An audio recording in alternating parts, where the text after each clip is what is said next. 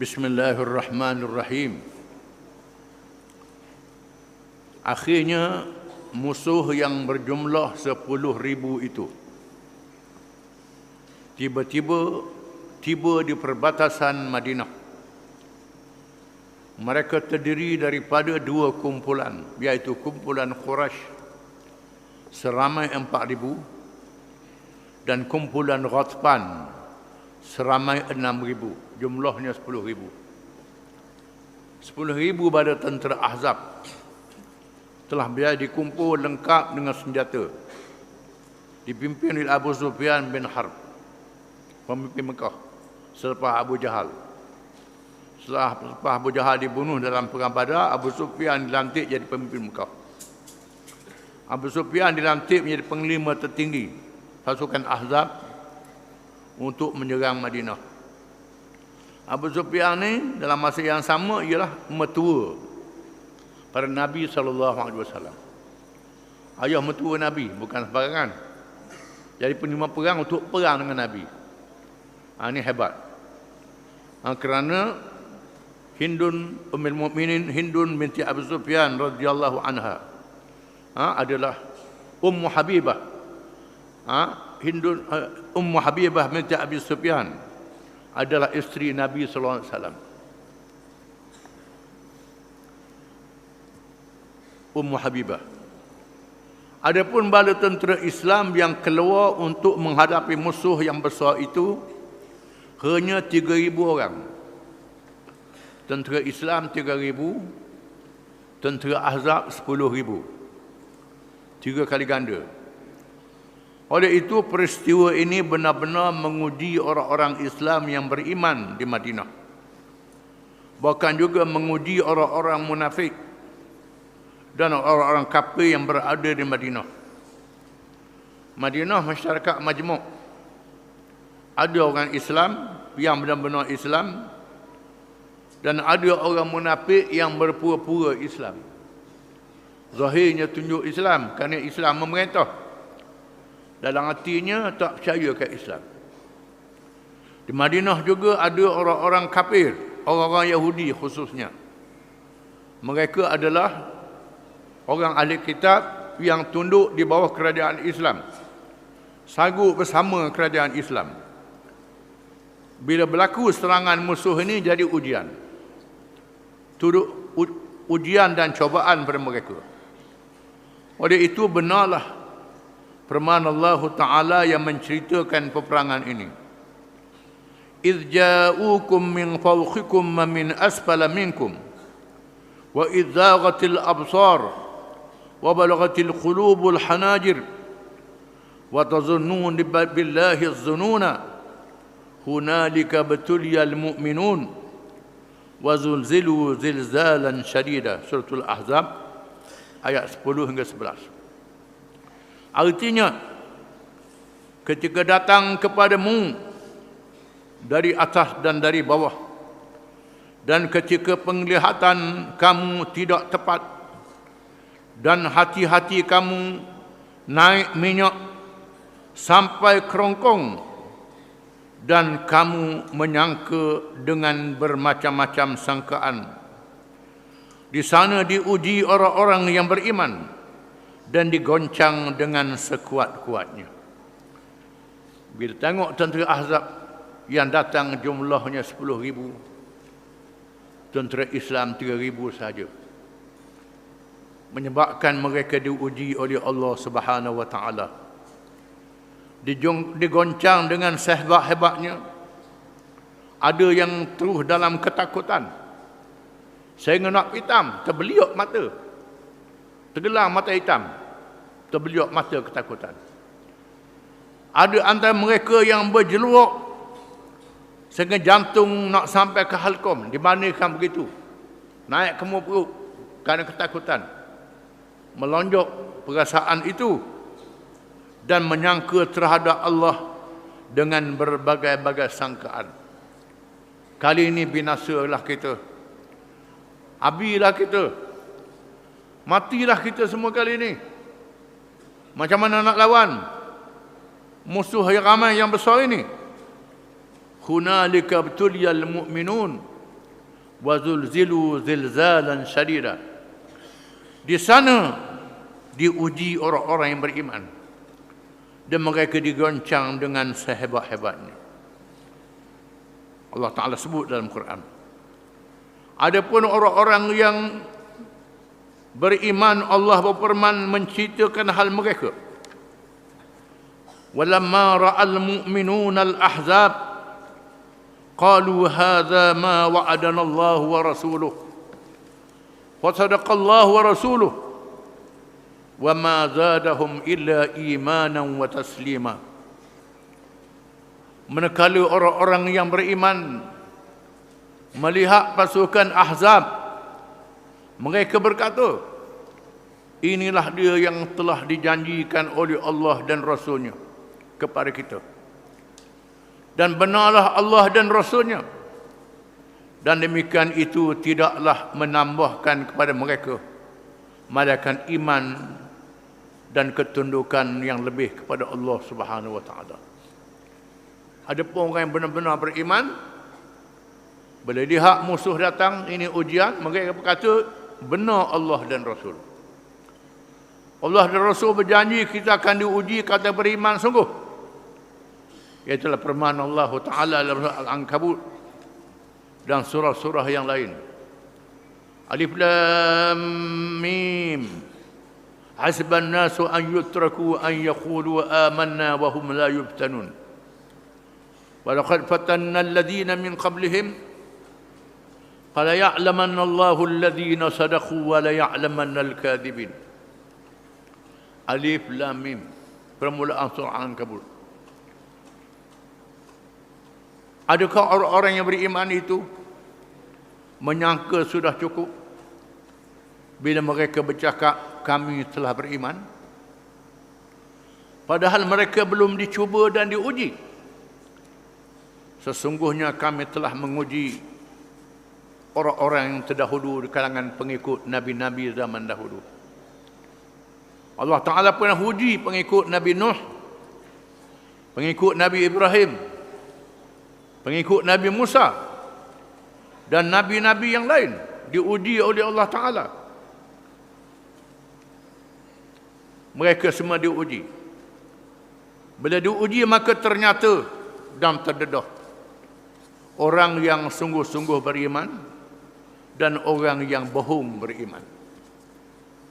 Allah Ta'ala nak uji iman sungguh ke iman bohong. Bila mari ujian, maka mereka yang bohong akan terdedah. Diuji dengan ketakutan, diuji dengan kesenangan. Dua-dua tu ujian berlaku.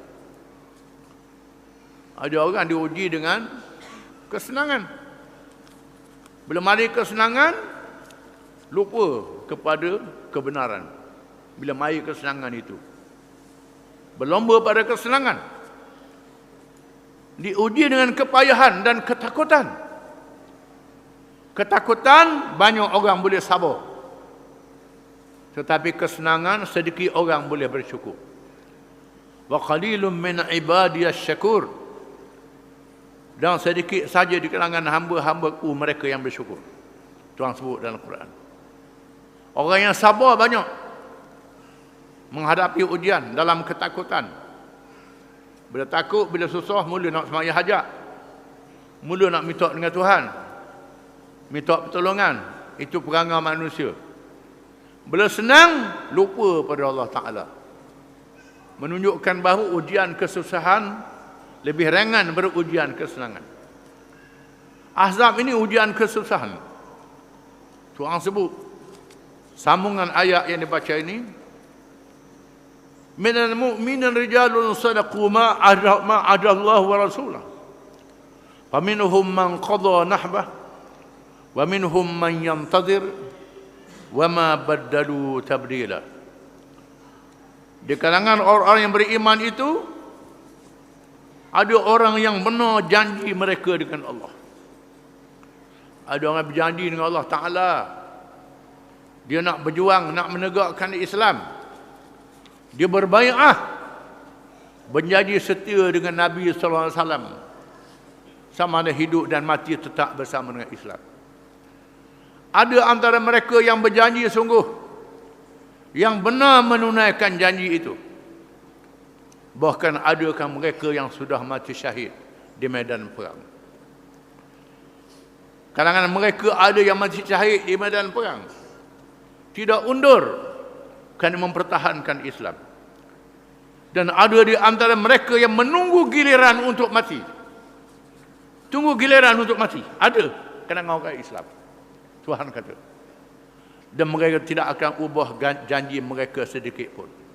Ini ada sehingga hari kiamat. Orang yang sanggup mati kerana Islam, yang berjanji dan sanggup mati, dan ada orang yang menunggu giliran untuk mati kerana Islam. Ini akan ada. Allah Ta'ala sebut dalam Quran. Begitulah ketika mereka menghadapi perang Ahzab ini.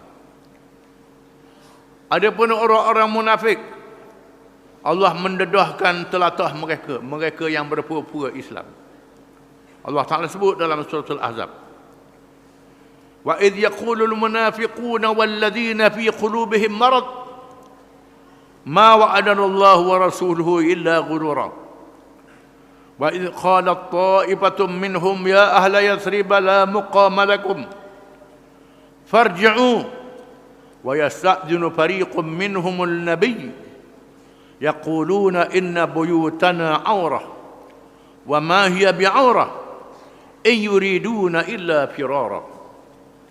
Surah Al-Ahzab ayat 12 hingga 13. Dan ingatlah ketika orang-orang munafik dan orang-orang yang berpenyakit di dalam hatinya berkata, Allah dan Rasulnya tidak menjanjikan kepada kami malaikat tipu daya belaka.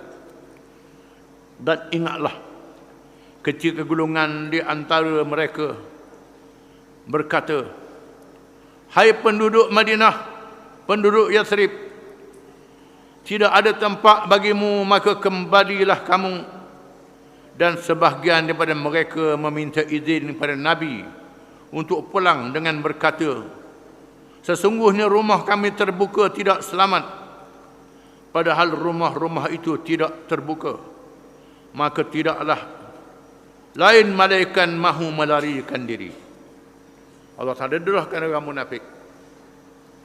Bila Nabi berjanji Islam akan menang.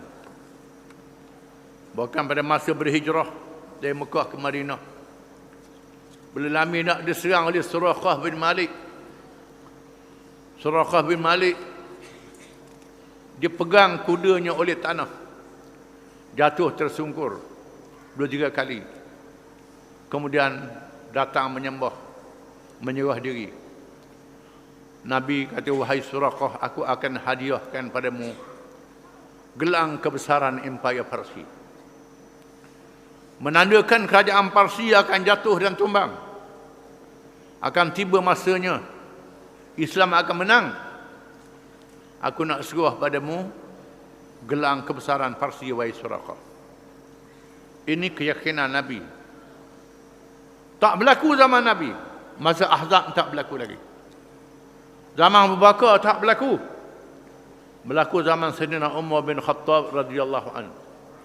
Ketika Nabi sudah wafat, Abu Bakar sudah mati, Parsi jatuh zaman Sayyidina Umar di bawah penglima Sa'ad bin Abi Waqqas radhiyallahu anhu.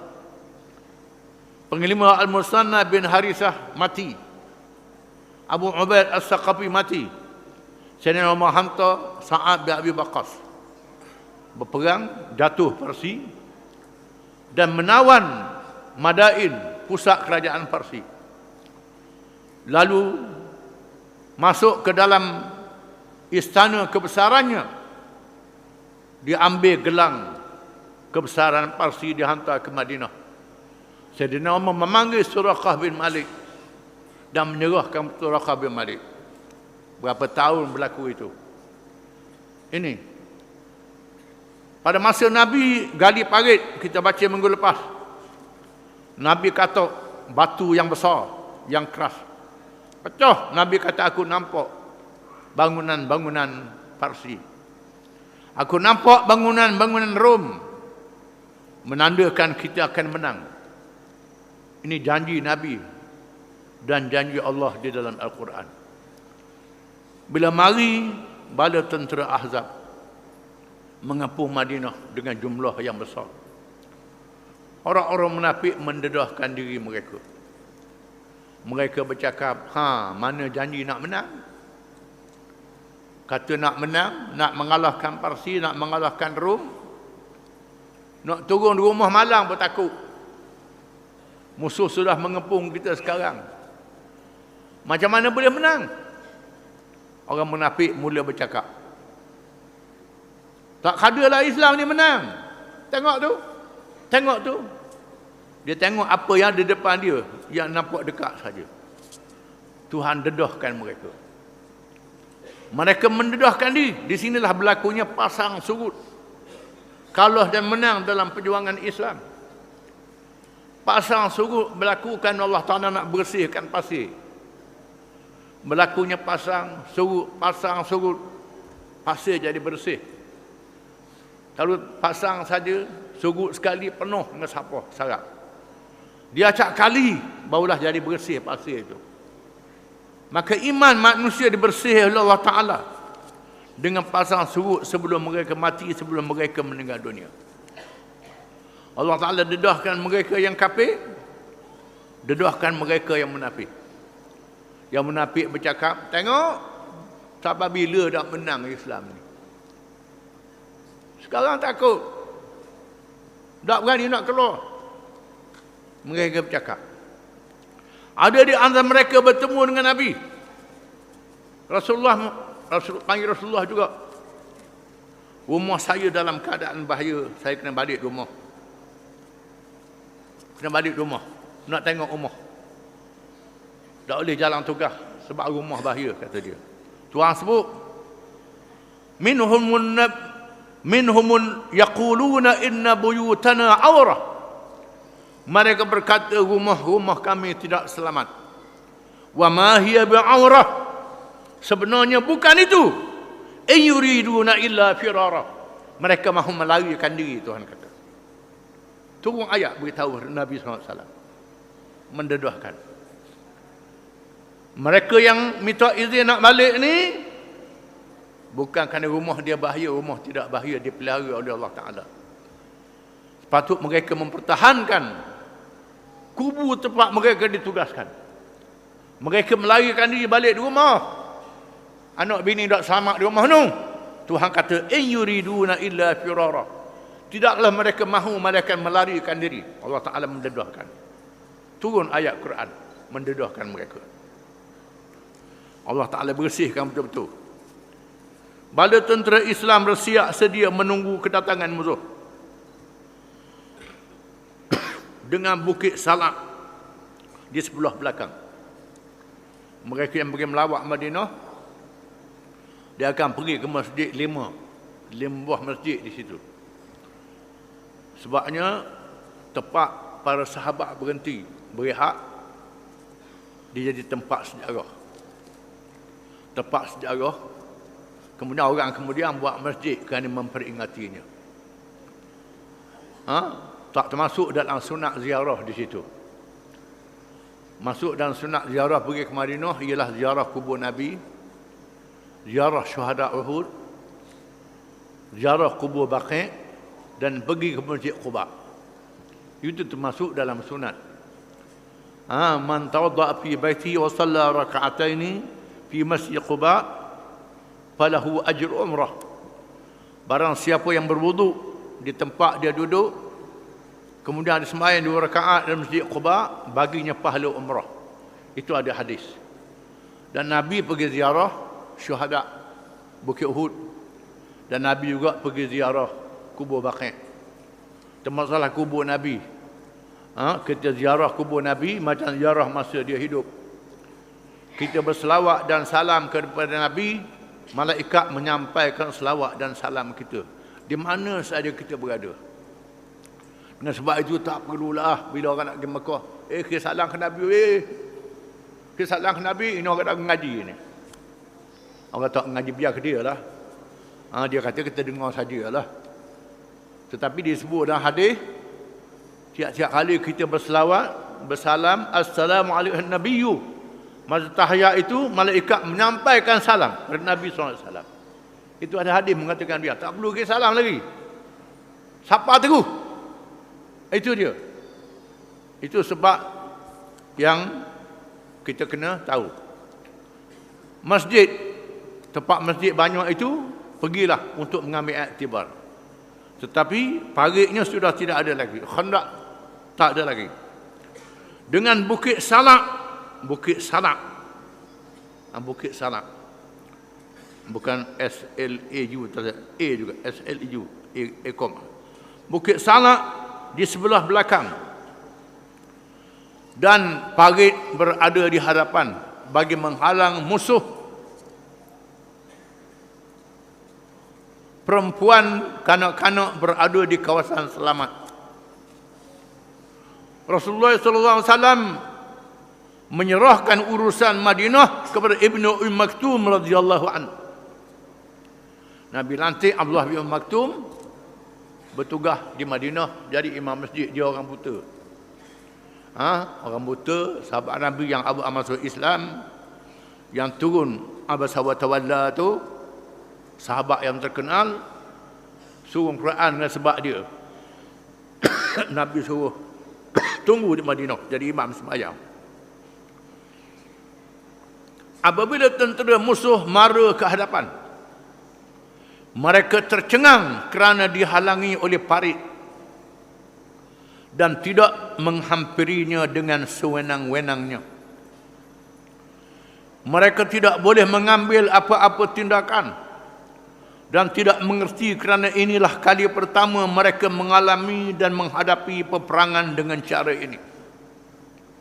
Orang Arab tak pernah tengok parit, gali parit tak pernah tengok.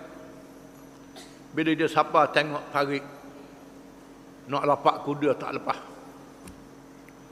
Mereka tercengang tak boleh nak buat apa. Walau bala tenteranya ramai. Bala tentera Ahzab berpusing-pusing di sekitar parit yang digali dengan perasaan marah yang meluat-meluat kerana tidak dapat melancarkan serangan seperti yang dirancang. Adapun bala tentera Islam bersiap sedia menunggu dan melihat gerak-geri musuh dengan melontar panah kepada sesiapa sahaja di kalangan musuh yang cuba menghabari parit itu. Senjata panah, senjata yang paling penting, iaitulah untuk jarak jauh. Dekat dengan parit, hentam dengan panah. Walau bagaimanapun, pihak musuh mencuba sedaya upaya untuk menemusi pertahanan Islam. Tiba-tiba pada suatu hari, beberapa pahlawan musyrikin yang terdiri daripada Amr bin Abdul Wud, Ikrimah bin Abu Jahal, Ikrimah dia kafir dia masa itu, Dirar bin Khattab dan beberapa orang lagi telah berjaya masuk melalui parit yang agak sempit dengan kuda-kuda mereka, iaitu di kawasan tanah yang buruk berhampiran Bukit Salak. Lalu Ali bin Abi Talib dan beberapa orang sahabat radhiyallahu anhum menghadapi mereka. Ali mengajak Ammar berlawan dengannya.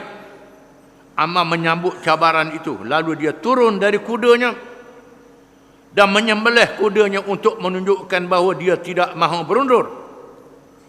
Maka berlakulah pertempuran hebat di antara Ali karramallahu wajhah dan Ammar, tetapi Ali telah berjaya membunuhnya. Dibunuh oleh Sayyidina Ali, Ammar bin Abdul Wud.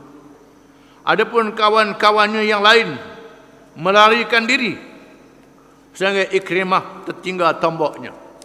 Ikrimah jatuh tombak, tinggal tombak dia. Itu pertempuran yang berlaku. Itu orang kecil saja. Kadang-kadang tentera musyrikin berusaha bersungguh-sungguh untuk menemusi parit dan mengadakan jalan bagi menyeberanginya, tetapi mereka tidak berjaya kerana ditentang hebat oleh bala tentera Islam. Dengan dihunyani panah dan tentangan-tentangan yang memaksa mereka berundur, sehingga segala usaha untuk menembusi pertahanan Islam digagalkan.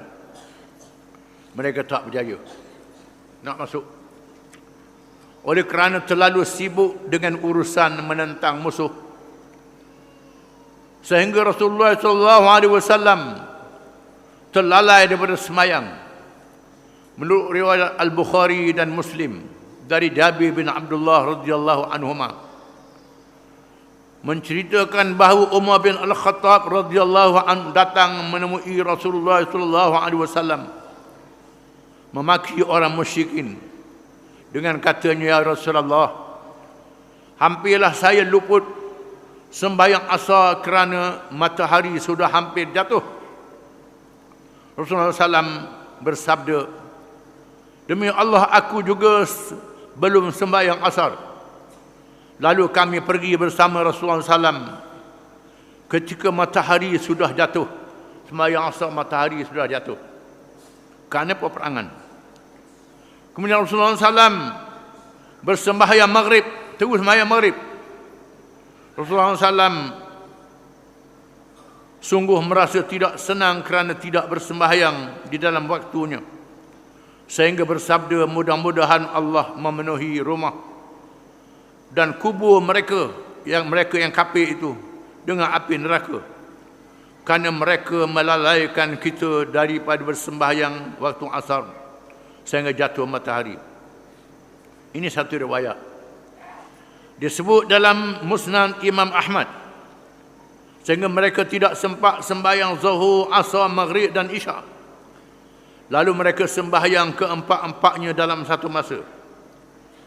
Menurut Imam Nawawi radhiyallahu rahimahullah, mungkin perkara ini berlaku dalam masa yang berlainan, kerana masa peperangan Khandaq ini terlalu panjang, sehingga ada masa Nabi jamuk 5 sembahyang sekaligus. Ini semua sembahyang dalam peperangan. Oleh kerana terpaksa menghadapi musuh, sehingga 5 sewaktu sekaligus jamuk. Dalam keadaan biasa tak boleh buat begitu. Lama-lama pergi ke laut jamuk juga. Jamuk 5 waktu tu tak boleh. Kalau nak banyak jamuk maghrib dengan isyak, zuhur dengan asar, ada ulama yang membolehkan. Kalau hujang boleh jamuk semayang. Hujang boleh jamuk semayang. Kerana nak pergi masjid ajak kadi tak boleh. Boleh jamuk kalau hujang. Maka kalau trafik jam, sesak di tengah bandar, teruk pada hujang lagi boleh jamuk. Betul juga mereka yang ke laut dalam keadaan gelora gelombang yang susah boleh dijamuk, tak jadi masalah. Walaupun tak sebut dalam kitab, tetapi hujang sudah menjadi masyaqqah. Masyaqqah gelombang ni teruk pada masyaqqah hujang lagi. Kita kena faham dalam masalah hukum syariah ini. Jadi tengok masa-masa dan keadaan lah. Jadi banyak hukum dalam Islam ni sebenarnya hukum yang meringankan kita dalam mengerjakan ibadat. Cuma kena baca kitab banyak sikit, kena tengok macam-macam mazhab. Mazhab ni kadang-kadang negeri yang berlainan, tempat yang berbeza. Ketika umat Islam berada dalam keadaan darurat, tiba-tiba berlaku pengkhianatan dari orang-orang Yahudi Bani Quraidah. Wallahu alam.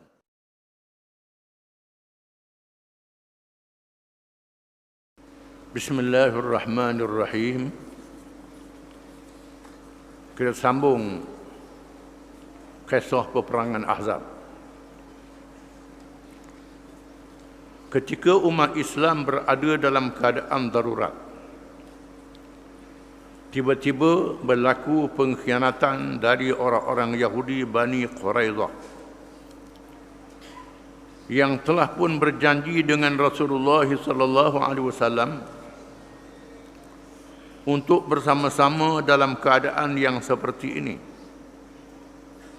sebagaimana disebut di dalam perjanjian membentuk negara Islam, yakni Piagam Madinah. Perkara ini berlaku apabila pemimpin Bani Nadir yang sangat jahat, iaitu Huyai bin Akhtab, datang menemui pemimpin Bani Quraizah, Ka'ab bin Asad Al-Qarazi. Pada mulanya Ka'ab tidak mahu membuka pintu rumahnya kepada kawannya itu kerana takut melanggar perjanjian. Sebagaimana kita baca dalam Piagam Madinah, Piagam Madinah ini melibatkan masyarakat majmuk, orang Islam dan orang bukan Islam. Dan Nabi kita SAW telah berjaya mendirikan negara Islam dengan mengumpulkan masyarakat majmuk yang berlandaskan kepada kekuatan umat Islam. Kemudian mengajak orang bukan Islam ikut serta dalam menegakkan negara itu. Walaupun dalam keadaan orang Islam adalah minoriti, bilangan kecil, orang bukan Islam adalah majoriti, jumlah lebih besar. Dibandingkan orang Islam semuanya dengan orang bukan Islam yang terdiri daripada orang-orang Yahudi Bani Qainuqa, Bani Nadir, Bani Quraizah, dan orang-orang musyrikin, penyembah berhala yang belum masuk Islam. Apalagi kalau dicampur dengan orang-orang Kristian di Najran, jumlah mereka berlipat kali ganda. Tetapi orang-orang bukan Islam itu berpecah sesama mereka, bahkan berperang antara kabilah dengan kabilah, Yahudi dengan Yahudi, musyrikin dan musyrikin, Kristian dengan Kristian, berlawan sesama mereka. Dan Nabi SAW mengambil langkah menyatukan umat Islam. Umat Islam disatukan dahulu, dicampur orang Islam Muhajirin yang datang dari Mekah, Ansar, Aus dan Khazraj yang dahulunya berperang di masa jahiliah. Bila masuk Islam mereka bersaudara. Dicampur sama orang-orang Arab yang lain yang masuk Islam, tanpa mengira mereka itu orang baik, orang jahat. Campur semua nak menyatukan orang Islam. Bukan orang munafik dimasuk sama dengan orang Islam juga, nak meramaikan jumlah orang Islam. Ini politik yang diambil oleh Nabi kita Muhammad SAW. Bukan kita ambil orang baik-baik saja, orang jahat buan, nak baik-baik je. Nabi campur semua, termasuk orang Badui yang kecil dalam masjid, dicampur sebagai orang Islam semua sekali, kerana nak meramaikan jumlah orang Islam untuk menghadapi orang bukan Islam yang lebih besar. Ini kena faham, kena reti apa yang dibuat oleh Nabi kita Muhammad SAW dalam menguatkan orang Islam. Hari ini macam mana? Duk balah mazhab, balah kaum, balah puak sama-sama Islam sendiri. Orang Yahudi bersatu. Orang Yahudi yang jumlahnya 30 juta tak mampu dihadapi oleh orang Arab 200 juta. Kerana apa? Berperang. Orang Islam berperang. Ini lain dengan apa yang Nabi buat. Nabi satukan orang Islam. Berhenti dulu perbezaan-perbezaan ini. Sama orang Islam. Tak ambil kira lah hak kecil dalam masjid macam-macam ni, yang mengerjakan maksiat. Dia orang Islam masuk jumlah semua sekali. Dibandingkan dengan orang-orang Yahudi Bani Qainuqa, Bani Nadir, Bani Quraizah yang berperang sesama mereka. Bila orang Islam bersatu, orang bukan Islam berpecah, orang Islam ada kekuatan. Dan mereka menerima orang Islam menjadi pemimpin memerintah negara. Ini strategi yang ambil oleh Nabi kita Muhammad SAW yang kita kena faham. Ini tak ada dalam kitab musalli, bab semayang, tak ada. Dalam bab puasa zakat, tak ada. Kita kena baca dalam sirah Nabawiyah. Kena baca dalam sirah Nabi. Apa yang Nabi buat ini. Orang Yahudi termasuk dalam kalangan yang berjanji dalam piagam Madinah. Tiba-tiba Bani Qainuqa sudah khianat. Pergi ke Mekah berpakat dengan pemimpin musyrikin Mekah dan Ghatfan, bergabung menubuhkan bala tentera Ahzab untuk menyerang Islam. Bila mereka gagal untuk masuk ke Madinah kerana parit-parit yang digali, lalu mereka mencari jalan untuk menembusi pertahanan orang Islam. Di antara yang mencari orang bukan Islam yang bergabung dengan Nabi.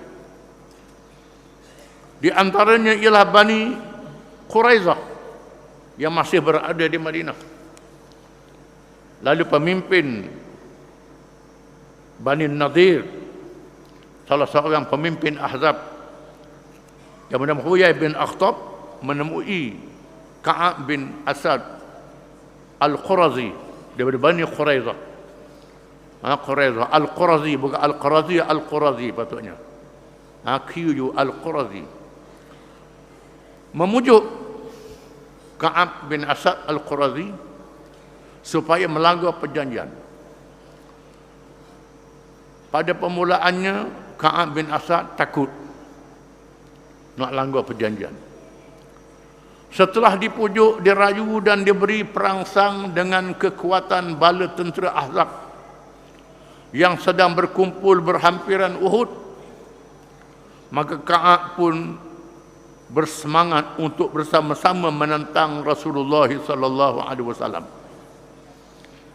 Bila dia beritahu jumlah bala tentera Ahzab 10,000. 10,000 orang Islam ramai mana sangat. Kamu kena ikut aku lah. Maka pemimpin Bani Quraizah ini pun belot mengkhianati Rasulullah sallallahu alaihi wasallam. Maka bermulalah gerakan khianat daripada Bani Quraizah. Ianya disedari oleh ibu saudara Rasulullah sallallahu alaihi wasallam, iaitu Safiyah bin Abdul Muttalib radhiyallahu anha, ibu saudara Nabi, yang termasuk dalam sahabiyah yang berhijrah Madinah, yang menyedari gerak-geri orang Yahudi ini, yang berlindung bersama-sama beberapa orang muslimat dalam kawasan kota Hasan bin Thabit radhiyallahu anhu yang sudah terlalu tua. Hasan bin Thabit ialah penyair Nabi sallallahu alaihi wasallam, seorang sastrawan, penyair yang terkenal, yang panjang umur 60 tahun di zaman jahiliyah, 60 tahun di zaman Islam. Umur dia 120 tahun. Panjang umur dia. Dia sudah tua, tak boleh pergi berperang, duduk dalam kota dia, di mana ibu saudara Nabi Safiyah radhiyallahu anha duduk dalam kota Hasan bin Thabit, di mana ada orang Yahudi di luar kota dengan menunjukkan tanda-tanda yang tidak baik. Ada gerakan orang Yahudi menunjukkan tanda yang tidak baik, yang mengancam keselamatan. Lalu mereka memberitahu kepada Hasan untuk bertindak membunuh Yahudi itu kerana menyadari bahawa Rasulullah SAW dan para sahabat yang lain sedang menghadapi musuh yang lebih besar. Puak muslimat mengadu kepada Hasan bin Thabit melalui puak saudara, ibu saudara Nabi. Pelik orang Yahudi ni, kena bertindak tak boleh ni, menandakan bahawa mereka nak belot. Mengadu kepada Hasan. Hasan menjawab, demi Allah, kamu pun tahu bahawa bukan aku orangnya yang boleh bertindak untuk menentangnya. Kamu nak tengok aku ni tua dah, orang nak bangun. Takkan nak suruh aku lawan, nak bangun pun tak gerak. Kata Hasan bin Thabit kepada Safiyah radhiyallahu anha, Lalu Safiyah radhiyallahu anha mengambil kayu dan memukul Yahudi itu sehingga mati. Lalu Muslimat bertindak sendiri. Safiyah ambil kayu katuk Yahudi, mati. Yahudi yang nak mengintip. Menandakan Muslimat terlibat di dalam peperangan Ahzab. Mengikut hukum Islam, jihad dalam suasana orang Islam kuat adalah fardu kifayah. Jihad fardu kifayah. Suasana orang Islam kuat, suasana yang tidak darurat, fardu kifayah. Ini mengikut hukum fiqh. Kita orang kampung ni fardu kifayah tak lebih pada semayang mayat. Semayang orang mati je fardu kifayah, sekadar tu je. Bab jihad bab apa tak ada, tak erti, tak berdalil ni. Kena baca ni, kena faham. Bila musuh sudah berada dalam negeri, maka jihad menjadi fardu ain. Fardu ain atas tiap-tiap lelaki dan perempuan. Di masa darurat ini, anak tak boleh izin ibu bapa. Isteri tak boleh izin suami. Yang berhutang tak boleh izin piutang. Bila sudah menjadi fardu ain. Fardu ain. Suasana dalam keadaan darurat. Di sini Muslimat memainkan peranan.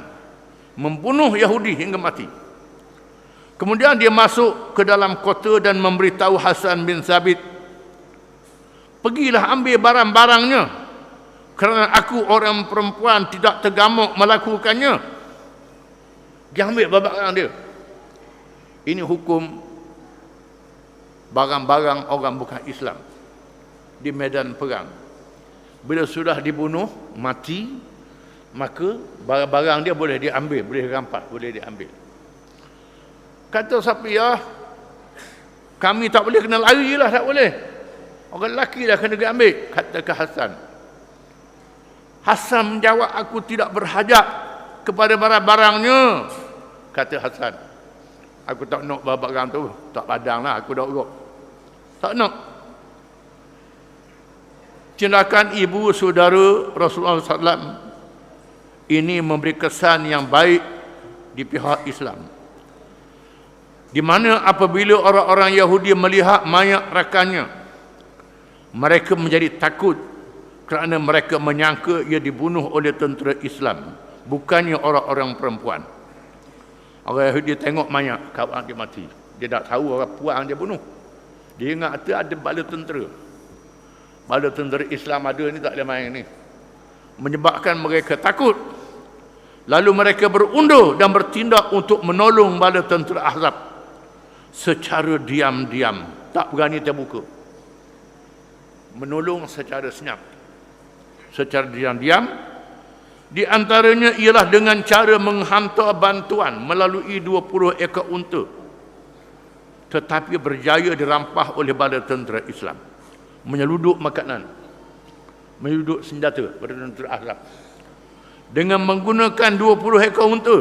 Unta ni macam lori lah zaman sekarang, kenderaan besar untuk membantu, dengan makna jumlah yang besar. 20 ekor unta tu bukan sikit.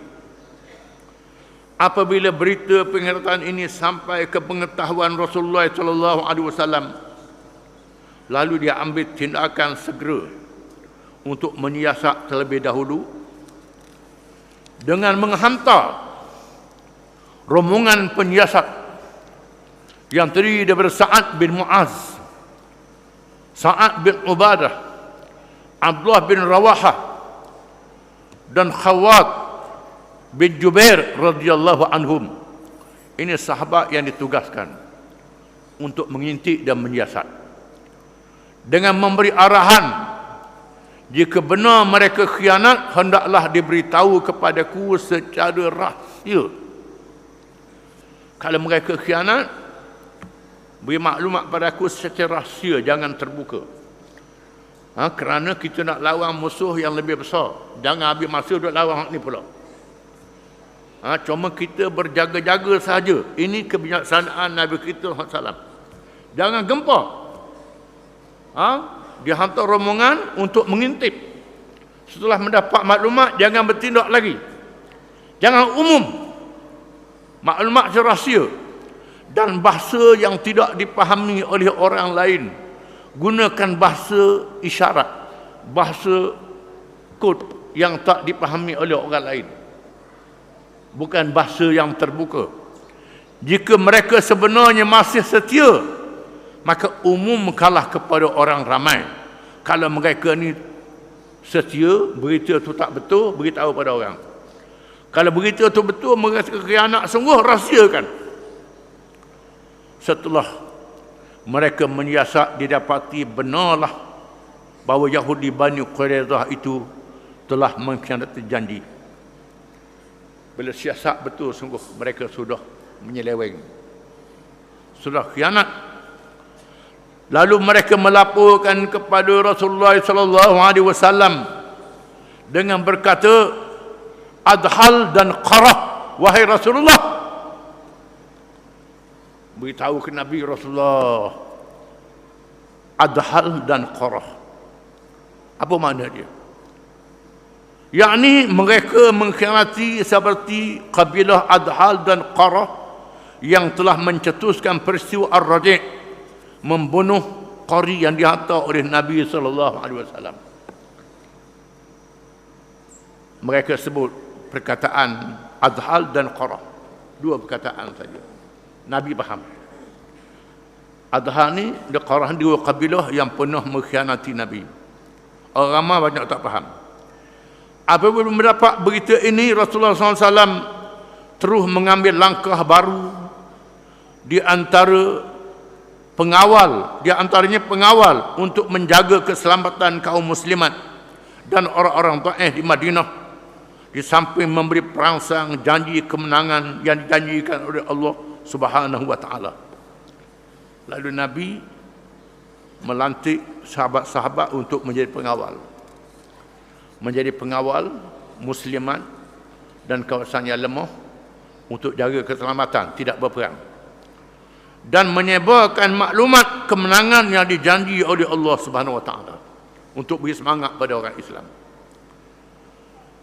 Peperangan ini tidak berlaku pertempuran berhadapan secara besar-besaran, tetapi hanya berlaku pertempuran kecil. Perang Ahzab ni tak banyak perang terbuka, perang kecil-kecil saja, kerana musuh tak boleh masuk dengan sebab parit yang digali keliling. Kebanyakannya menggunakan panah apabila musuh cuba menghampiri parit. Oleh itu tidak ramai yang menjadi korban, tak ramai yang gugur syahid. 6 orang muslimin gugur syahid dan 10 orang musyrikin berjaya dibunuh dalam peristiwa Ahzab ini. 6 orang saja mati. Kalau tengok jumlah tentera 10,000 yang datang menyerang, sudah tentulah ramai yang mati. Tapi oleh kerana tak banyak pertempuran berlaku, mati sikit saja, yang syahid sikit saja. Dalam peristiwa ini, tiba-tiba Sa'ad bin Mu'adz radhiyallahu anhu, pemimpin Ansar yang sangat disayangi oleh Rasulullah sallallahu alaihi wasallam, telah tercedera kerana terkena panah musuh. Dalam perang ini, pemimpin Ansar Sa'ad bin Mu'adz cedera. Sa'ad bin Mu'adz ini kita akan baca kisahnya kemudian. Kisahnya kemudian, dan dia mati. Akhirnya pada masa dia mati, bergoncang aras. Bergoncang aras. Ini kehebatan dia. Ada orang yang bila mati aras bergoncang. Ini hebat. Sa'ad bin Mu'adz ini, kita baca. Dia dipanah oleh seorang musyrikin bernama Hibban bin Al-Ariqah.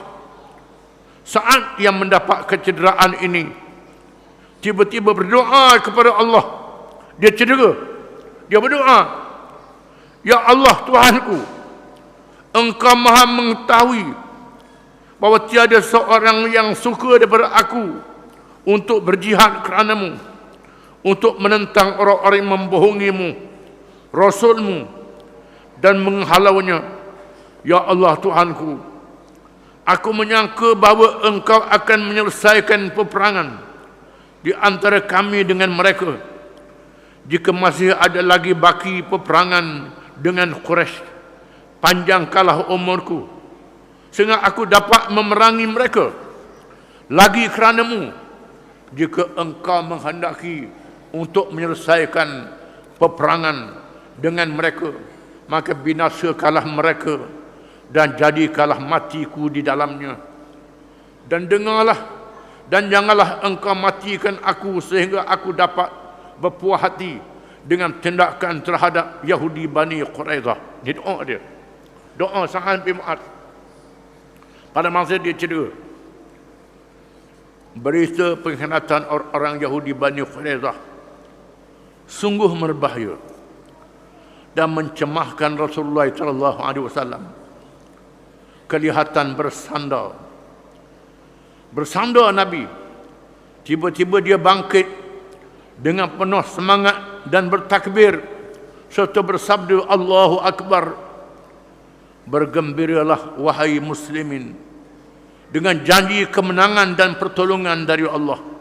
Allah Ta'ala memberitahu bahawa mereka akan menang. Bagaimana cara menang tu? Usahalah. Tapi kamu akan menang. Ini janji Allah. Janji adalah benar. Janji ini adalah wahyu daripada Allah yang benar. Seterusnya Rasulullah SAW berfikir untuk merancang sesuatu tindakan yang boleh membawa muslihat, yang menambahkan kekuatan dan menjamin kemenangan, yaitu dengan mengadakan suluh berdamai dengan salah satu kabilah yang menganggoti Ahzab, yaitu kabilah Ghatfan, melalui pemimpin mereka Uyainah bin Hisn dan Al-Haris bin Auf, dengan cara membayar kepada mereka 1/3 tamar Madinah supaya mereka menarik balik tentera Ghatfan daripada bergabung dengan tentera Ahzab. Nabi mencadangkan bersahabat dia berunding dengan pemimpin Ghatfan, salah satu puak yang terlibat tentera Ahzab musuh ni. Kita bagi kepada dia dalam Islam, kerana nak menyelamatkan Islam bukan rasuah. Kalau kerana kepentingan dunia jadi rasuah. Kerana Allah, ini tak termasuk dalam rasuah. Beri kepada musuh supaya mereka jangan bermusuh dengan kita. Nabi berjanji kepada pemimpin Ghatfan nak bagi 1/3 buah kemur Madinah. Sesudah dilancarkan serangan ke atas pada tentera Quraisy, tinggal Quraisy saja. Ghatfan kita halau dengan cara beri kepada dia 1/3 buah tamar. Cadangan itu terlebih dahulu diberitahu kepada dua pemimpin Madinah, iaitu Sa'ad bin Mu'adz dan Sa'ad bin Ubadah radhiyallahu anhuma. Tetapi kena beritahu kepada pemimpin Madinah, kerana Madinah ni kepunyaan penduduk Madinah. Mereka tuan punya kebun. Boleh ke tidak nak ambil 1/3 buah tamar dari kebun mereka? Memanglah orang Madinah rela. Kalau kerana Islam mereka sanggup buat apa. Tetapi kena tanya pemimpin dia, pemimpin Madinah, Sa'ad bin Mu'adz dan Sa'ad bin Ubadah radhiyallahu anhuma. Tetapi kedua-dua orang sahabat ulung tiba-tiba memberi jawapan yang mengejut dan membanggakan. Jawapannya ialah, kata Sa'ad bin Mu'adz, ini juga pandangan Sa'ad bin Ubadah, wahai Rasulullah, kalau perkara ini adalah perintah dari Allah kepadamu, maka kami menerimanya dengan penuh taat dan patuh. Kalau ini wahyu daripada Allah, kami terima. Sanggup. Kalau perkara ini suatu cadangan yang boleh dibincangkan, ini satu cadangan kita bincang. Sabda Rasulullah SAW, bahkan ini adalah suatu cadangan untuk kamu. Ini cadangan. Demi Allah aku mengemukakannya kerana aku melihat seluruh kabilah Arab berpadu untuk mengepung kamu dari segenap penjuru. Maka aku mahu memecahkan mereka bagi melemahkan mereka, kata Nabi. Aku buat begini supaya mereka berpecah. kerana seluruh kabilah Arab mengepung kita belaka. Biar dia berpecah.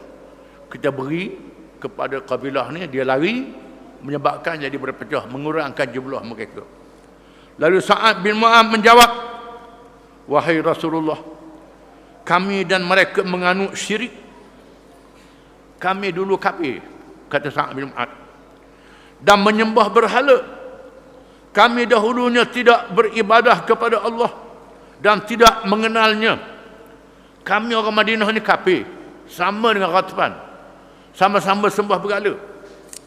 Di masa itu, kata Sa'ad bin Mu'adz, masa kami kafir dulu, mereka tidak boleh memakan buah tamar kami kecuali apabila mereka menjadi dhif, tetamu kami, atau mereka membelinya. Masa kami kafir dulu, kami tak beri buah tamar ke pupuk ni, kecuali bila mari jadi tetamu atau kami jual. Beri saja tak ada. Kata Sa'ad bin Mu'adz, adakah sekarang setelah Allah memuliakan kami dengan Islam, memberi hadiah kepada kami dan menguniakan kemuliaan dan kekuatan kepada kami denganmu dan dengan Islam, Allah Ta'ala beri hadiah pada kami dengan Islam, dengan Rasulullah, kami jadi mulia. Adakah kami memberi harta kami kepada mereka pula? Pada masa kami Islam nak beri harta kepada mereka, masa kami kafir pun kami tak beri, kata Sa'ad bin Mu'adz. Demi Allah, kami tidak berhajat untuk melakukan perkara ini. Demi Allah, kami tidak mahu memberi kepada mereka malaikat pedang-pedang kami, sehingga Allah menentukan keputusannya dalam peperangan di antara kami dan mereka, kata Sa'ad bin Mu'adz. Satu jawapan yang penuh semangat, bukan ambil khemah nak beri pedang. Nak beri pedang, biar Allah yang menentukan, kata Sa'ad bin Mu'adz. Rasulullah SAW bersabda, terserah kepada kamu untuk memutuskan perkara itu. Lalu Sa'ad bin Mu'adz mengambil surat perjanjian damai yang dicadangkan dan memadamkan tulisannya. Dia ambil surat cadangan itu, dia padam tulisan dengan tangan dia. Itu masa dia dalam keadaan cedera. Kemudian dia berkata, biarlah mereka melakukan tindakan mereka kepada kita, kata Sa'ad bin Mu'adz. Dengan penuh semangat, sesungguhnya Allah Subhanahu wa Ta'ala mengurniakan pertolongannya dengan berlaku suatu perkara yang menjadi punca kelemahan musuh, yaitu apabila seorang yang bernama Nu'aim bin Mas'ud bin Amir al-Ashja'i radhiyallahu anhu dari kabilah Ghatfan datang menemui Rasulullah sallallahu alaihi wasallam dan berkata, salah seorang daripada musuh daripada Ghatfan, nama dia Nu'aim bin Mas'ud bin Amir al-Ashja'i, datang bertemu dengan Nabi. Dia daripada musuh daripada Ghatfan, berkata, wahai Rasulullah, sesungguhnya saya telah menjadi Islam dan kaum saya tidak mengetahui perkara ini. Sebenarnya saya masuk Islam dah, wahai Rasulullah, kaum saya tak tahu, saya sembunyikan. Maka perintahkanlah kepada saya apa-apa sahaja yang Rasulullah mahu.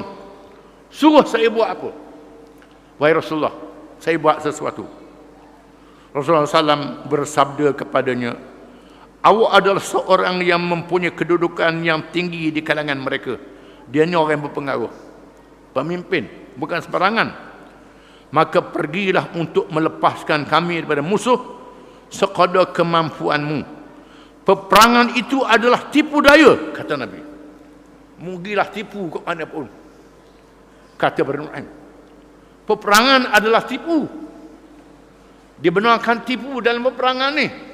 Memberilah, dasar beritahu ke orang masuk Islam. Yang beritahu, masuk dalam kawasan musuh. Lalu secara diam-diam Nu'aim menemui pemimpin Yahudi Bani Quraidah, kerana dia juga pernah berkenalan dengan mereka sejak zaman jahiliyah. Lalu dia memberitahu kepada pemimpin Yahudi itu perkara yang menimbulkan keraguan terhadap Quraisy dan Ghatfan. Katanya, nanti kalau berlaku perkara yang tidak baik, Quraisy dan Ghatfan boleh pulang ke negeri mereka.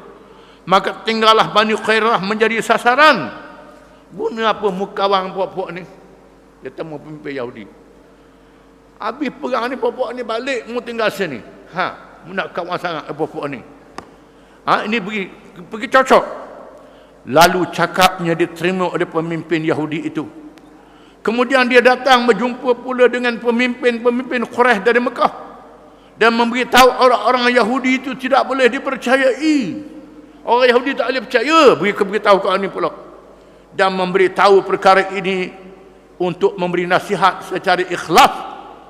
Aku bila nasihat ni ikhlas. Ikhlas ni Tuhan. Bukan manusia tahu. Cakaplah lagu mana pun. Kemudian Nuaim pulang pada kabilah Ghatfan yang tadi dia berkalangan keluarganya sendiri dan memberitahu tentang orang-orang Yahudi yang tidak boleh dipercayai. Langkah ini telah membawa kepada perpecahan di kalangan Ahzab, menyebabkan tak percaya antara satu sama lain. Dan dikuatkan lagi apabila orang-orang Yahudi tidak bersungguh-sungguh untuk memberi sumbangan bala tentera kepada keperluan peperangan seperti yang dijanjikan. Orang Yahudi pun berhenti kerana tindakan yang dia ambil dahulu tadi. Perkara ini menyebabkan Abu Sufyan sangat marah. Abu Sufyan ialah pemimpin tertinggi tentera Ahzab. Sangat marah. Dan kemarahan Abu Sufyan menyebabkan Yahudi tidak percaya pada Quraisy, dan begitu juga hubungan di antara Ghatfan dan orang-orang Yahudi. Maka ternyatalah seperti yang diberitahu oleh Nuaim, kaum muslimin berdoa kepada Allah. Dalam masa yang sama orang Islam berdoa, Allahumma astur awratina wa amin rawatina. Ini doa sahabat Nabi pada masa Ahzab. Allahumma astur awratina wa amin rawatina. Ya Allah, ya Tuhan kami, peliharalah keselamatan diri kami dan amankanlah hati kami dari rasa takut. Ini doa sahabat pada masa berlaku Ahzab. Dan Rasulullah sallallahu alaihi wasallam berdoa kepada Allah. Nabi juga berdoa, Allahumma munzilal kitab sari'al hisab, Allahumma hzimhum wa zalzilhum. Ya Tuhanku yang menurunkan kitab, lagi segera perhitungannya, ya Allah, binasakanlah mereka. Ini doa Nabi pada masa Ahzab. Doa Rasulullah SAW dan orang-orang yang beriman itu dimakbulkan apabila tentera Ahzab menjadi porak-poranda di kalangan mereka. Berpecah tentera Ahzab. Allah menurunkan bala tentera malaikat yang menghancurkan hati mereka. Mari malaikat membisikkan hati dan hati mereka. Dan tiupan angin yang kuat serta sejuk sehingga melingkupkan khemah-khemah dan periuk-periuk mereka. Mari ribut pula, ribut sejuk, menyebabkan khemah tercabut, puyuk-puyuk terbalik. Huzaifah bin Al-Yaman radhiyallahu an menceritakan satu peristiwa yang menarik pada malam Ahzab ini. Pada malam yang sangat sejuk itu, kata Huzaifah bin Yaman, Rasulullah sallallahu alaihi wasallam telah selesai sembahyangnya. Selesai sembahyang, tiba-tiba baginda berpaling kepada para sahabat yang berada di sisinya dengan bersabda, siapa di kalangan kamu yang sanggup pergi ke tempat musuh untuk melihat apa yang berlaku di kalangan mereka, kemudian kembali semula memberitahu apa yang berlaku, kerana aku telah meminta kepada Allah supaya dia menjadi temanku di syurga, kata Nabi. Nabi paling ke sahabat-sahabat dia.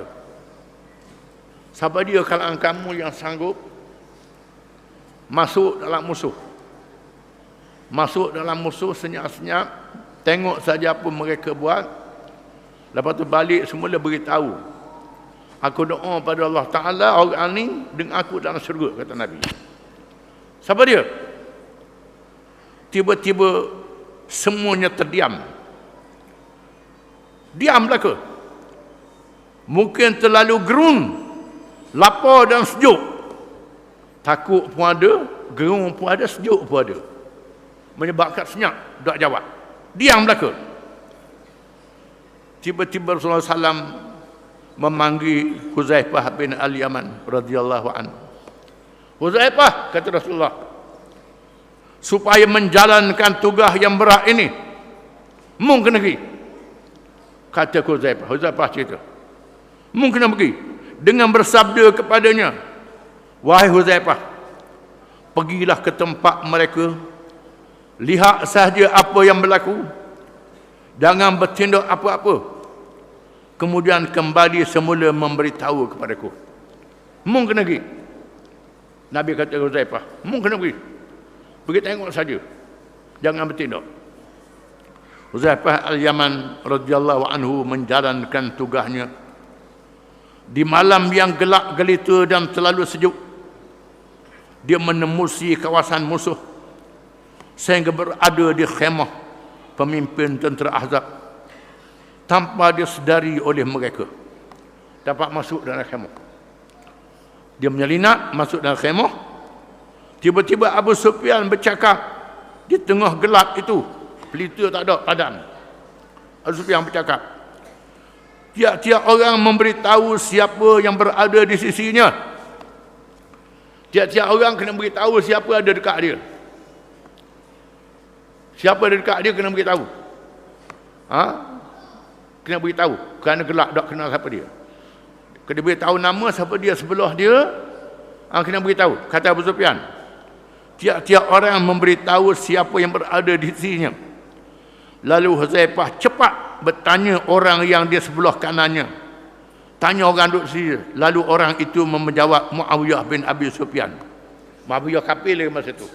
Muawiyah tak Islam lagi. Hak sebelah dia Muawiyah. Dan dengan segera dia bertanya orang yang di sebelah kirinya. Orang itu menjawab dengan segera dia Ammar bin As. Orang ni pun akhir masa Islam juga, masa itu kafir lagi. Dia tahulah nama duduk sebelah dia ni. Dengan cara itu dia berjaya melepaskan diri. Dia selamat. Dia boleh beritahu siapa dia duduk sebelah dia. Lalu Abu Sufyan memberi ucapan bahawa dia tidak sanggup menunggu lama dalam keadaan Yahudi mungkir janji. Dan angin yang begini kuat mengganggu khemah-khemah dan melingkupkan periuk-periuk. Lebih baik pulang saja, kata Abu Sufyan. Huzaifah menceritakan, aku nampak Abu Sufyan dengan jelas menunggang untanya yang masih terikat. Kalau tidak kerana pesanan Rasulullah SAW, nescaya aku mengambil pedang untuk membunuhnya, kata Huzaifah. Aku geram-geram nak bunuh dia. Tapi Nabi pesan, tak boleh bertindak. Aku tak buat apalah, ikut pesanan Nabi. Kalau tidak, sedang molek aku nak bunuh dia, boleh masa itu. Setelah menjalankan tugasnya, Huzaifah pulang ke markah tentera Islam untuk menceritakan perkara yang berlaku kepada Rasulullah SAW. Sebenarnya seperti apa yang didengar oleh Huzaifah, di mana pada malam itu tentera Ahzab pulang dengan membawa kegagalan dan kekalahan. Setelah mendapat laporan bahawa tentera Ahzab telah berundur, maka Rasulullah SAW dan para sahabat radhiyallahu anhum pulang ke Madinah. Peristiwa Ahzab berlaku pada bulan Syawal sehingga bulan Zulqa'dah tahun yang kelima selepas hijrah. Peristiwa ini berlaku tahun yang kelima hijrah, bulan Syawal sehingga awal Zulqa'dah. Dan umat Islam mengulangi setiap takbir hari raya, wa hazamal ahzab wahdah. Allah membiasai Ahzab dengan keesaannya. Wallahu a'lam.